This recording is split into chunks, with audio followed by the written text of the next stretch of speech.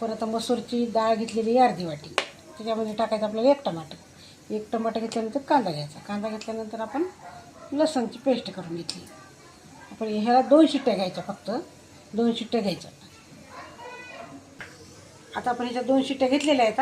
आता आपल्याला याच्यातून डाळ काढायची. कढई गरम झालेली आहे. आता आपल्याला याच्यामध्ये टाकायचं 2 पळ्या तेल. 2 पळ्या तेल टाकायचे.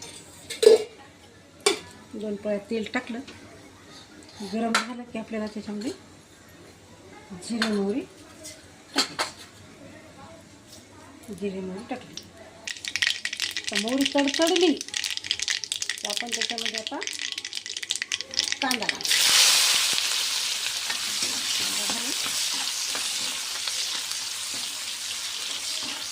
कांदा थोडासा लाल होऊ द्यायचा.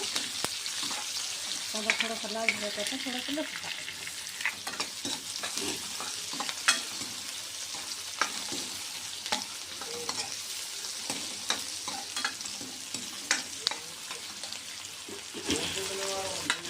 कांदा भरायला लाल आता आपण त्याच्यात टाकू टमाटर.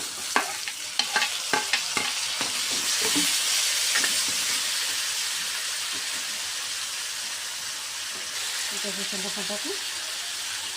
1 चमच हळद, 2 चमचे लाल तिखट, चवीनुसार मीठ घालायचं.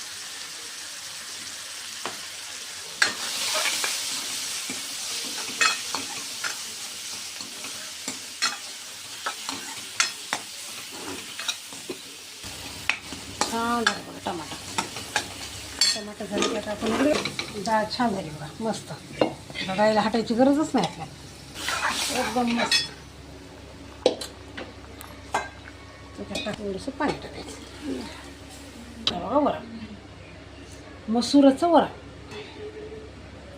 बघा वरणाला उकळी. आता आपण याची 1-2 उकळ्या झाल्या. आता आपलं वरण झालं, मसूरचं वरण तयार.